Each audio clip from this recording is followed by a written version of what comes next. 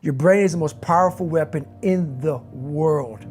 Once you put away your phones and your computers and all that shit we have nowadays, yeah, it's great, we're up to date, but your brain is the only thing you have when you're going through depression, when you're going through hard times, when you're going through death, real life shit. You can't Google that shit, man. You're alone. You're alone. You may have a shrink you're going to, you may have a best friend you're going to, but there's 24 hours in the day where you're alone in this brain, and your brain is talking to you in all kinds of ways, and it wants to control you and pull you in these different pockets. If you can't control your own brain and your brain controls you, you're fucked. You got to tell your brain where you want to go and how you want to go and how you want to get there. You got to control it. If not, it's over.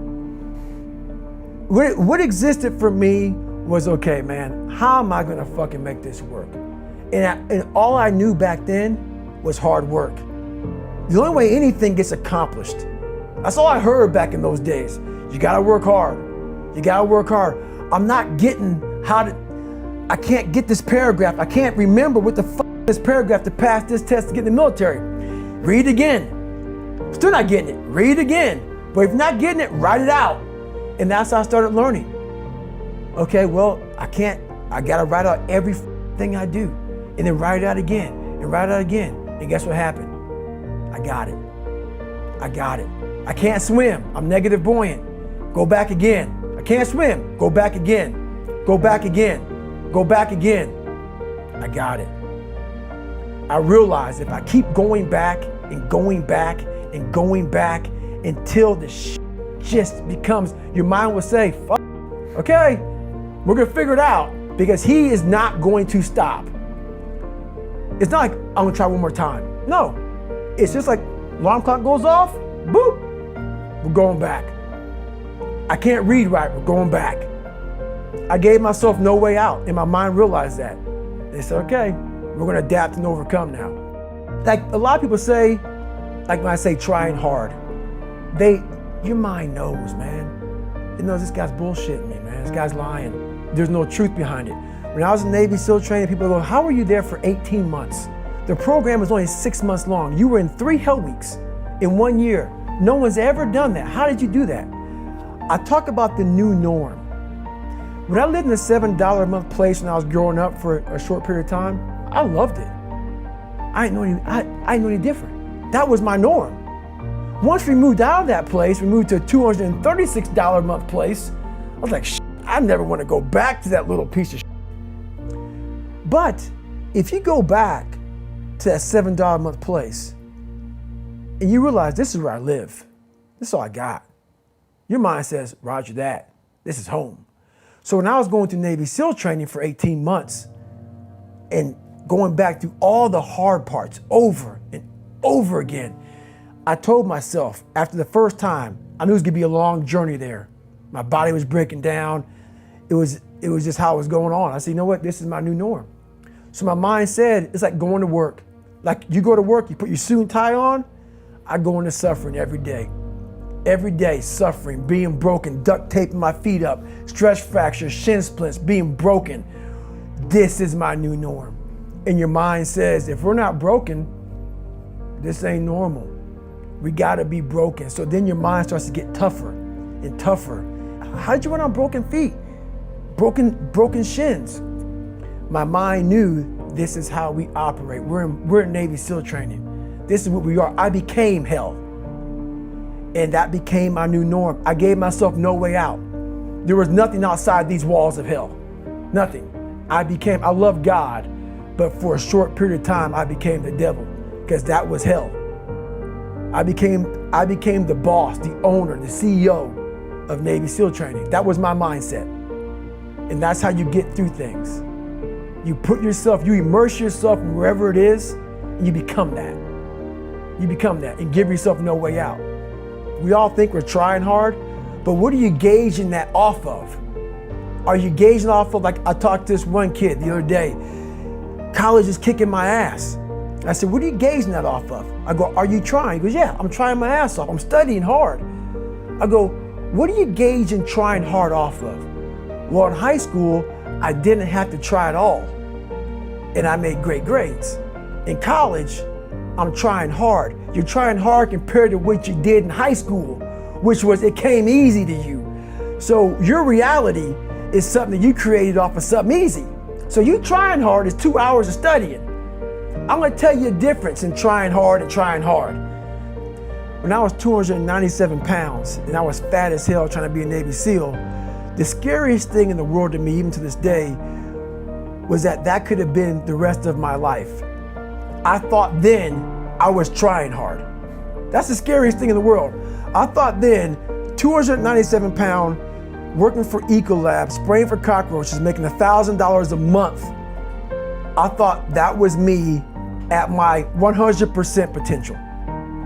Come to find out, a few years later, I wasn't anywhere near that. 106 pounds less, graduate Navy SEAL training, went on to do all these other things. Looking back on that, that was me trying hard. That's why people gotta understand, what is in us, we have no idea until we start trying hard. And I mean really trying hard, where you're obsessed with, hey, this is my new norm. My new norm is that, wow, this isn't always fun. It's not always meant to be fun. And that's when you know you're trying hard. People hear my story and think this guy is sadistic.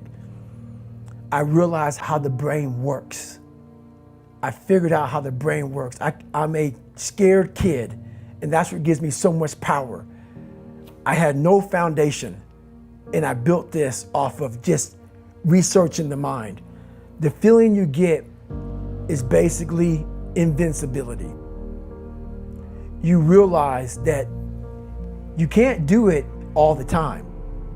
When you need to do it, I know I can go to a place that I can live in. And when you know that you can run on broken legs and you can do certain things that a lot of people can do, but they're not willing to do, this power, this sympathetic nervous system of fight or flight, and you're fighting, it gives you this charge of energy of when you're sitting there at 3:30, 4 o'clock in the morning and you're duct taping your feet up because they're broken, and you're doing it by yourself, and you're going through arguably one of the hardest training in the world. And these guys, most of them are healthy, and you're going through it broken, and you're already at a disadvantage, but you're still there. You can feed into that and tap into that for a lot of power. But if you look at it, well, I'm broken, man. I'm not gonna make it. But if you look at it as, man, I'm broken and I'm still here, and I'm fighting, and I'm gonna find a way to get through this because I have no other place to go. It gives you a lot of power. When things start to suck really, really bad, my brain and a lot of people's brain, they don't go to your dad beating you up. Your brain says, we gotta get the fuck out of here. This is miserable. So anger goes away a lot of times when you're suffering, because your brain just says, we gotta run, we gotta go. So that anger is not popping up saying, oh, I'm gonna show them, I'm gonna show those people. No, there has to be a much deeper, when I say deeper, it has to be down to mineral soil. It has to be down to that nice mineral soil where nothing can burn. You can't burn dirt. So it has to be down that low, that literally is something in you that's at the core of your soul. But you don't find it unless you spend a lot of time with what you want to be in life. I can't give that to you. You can't give it to somebody. When you find your true passion in life, and my passion for me, when like, I want to serve my country, I want to be someone that I'm proud of. That I want to look at myself in the mirror because I was so disappointed. That accountability mirror I talk about, I was so disappointed in what I saw every day. I wanted everybody to love David Goggins. And a lot of people did. I didn't love myself. But I knew a lot of us want to find peace first. So people say, man, you always talk about this suffering and pain and shit. I'm at peace right now because I went through that. Right? You don't find peace first. If you do, Merry Christmas. More power to you. More power to you. I found peace on the opposite end of finding myself. And no one really finds themselves without going through trials, tribulations, suffering, accountability. And accountability is suffering. Being accountable every day for doing right for yourself, for the people next to you, it's miserable. It's hard. So, even the smallest details, that's where it comes.